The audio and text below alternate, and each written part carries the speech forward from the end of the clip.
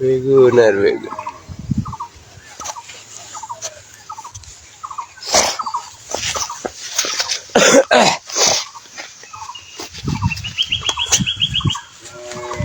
কিছু বেগুন আগে লাগানো, কিছু গাছ পরে লাগানো, তারপরে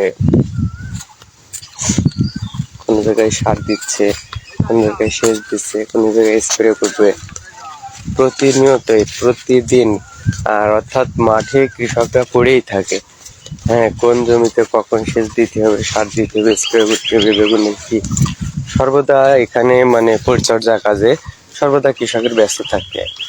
তারপরে এখান থেকে বেগুন তোলা, বেগুন ধোয়া, ঝুড়ি ভরা, তারপরে এগুলো ভ্যান ঠিক করা, হাটে নিয়ে যাওয়া, বিক্রি করা, বিভিন্ন ধরনের ঝামেলা তাদেরকে এই বিগত কয় মাস বেগুন থাকবে 6 মাস এভাবেই একটার পর একটা এভাবে পরিশ্রম চলেই যাবে। যে এখানে সেচ দেওয়া হচ্ছে, কিটা সরাসরি লাইভ সম্প্রচার হচ্ছে, ফেসবুক লাইভ, সরাসরি বেগুন ক্ষেত। হ্যাঁ, তা আসলে বেগুন ক্ষেত তো মনে করেন যে আগে 2 বার যারা কৃষকরা বেগুন লাগাইছে, তো অধিকাংশ সময় বেগুন চাষিদের লস গেছে।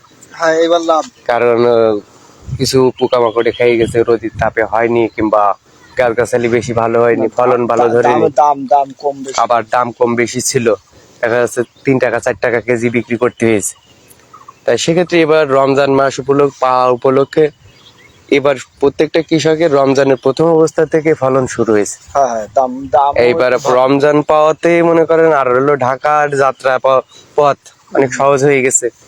সেক্ষেত্রে কৃষকের ফসল যদি এক গাড়ি বেগুন নিয়ে যদি ঢাকায় যায়, দিনের দিনই বিক্রি করে চলে আসা সম্ভব। তা যদি মনে করেন যে এটা যদি 8-10 ঘন্টা কিংবা 1 ঘন্টা মানে একদিনের ব্যবধান হয়ে যায়, সেটা ঢাকায় ঢুকে বিক্রি করতে গেলে দেখা যাচ্ছে কৃষকের মাল নষ্ট হয়ে যায়, অল্প দামে বিক্রি করতে হয়, কস্টিং খরচ বেশি হয়ে যায়, সেক্ষেত্রে অনেক লসদায়ক ভাবে মাল দিয়ে আসতে হয়। সেক্ষেত্রে দূরের পথ যে খাটাখাটনি করে মাল যদি ভালো না বেচতে পারে কৃষক, তাহলে কেমনে?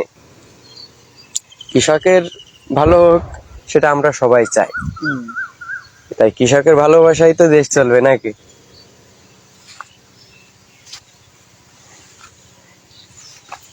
এক এক লাইন করে এভাবে মানে এটা ভরা শেষ হয়ে গেলে, মতবন্ধ হয়ে গেলে, তারপরে ওখান থেকে ঘুরে আসবে নাকি এটা কেটে দিবেন? আবার কাটিয়ে দিতে, এটা বন্ধ করে দিবেন নাকি এটাও চলবে? না, এটা বন্ধ করে দিতে। হ্যাঁ, মানে এইভাবে একটার পর একটা এভাবে আপনি এই যতগুলো আছে এখানে সবগুলোই আপনি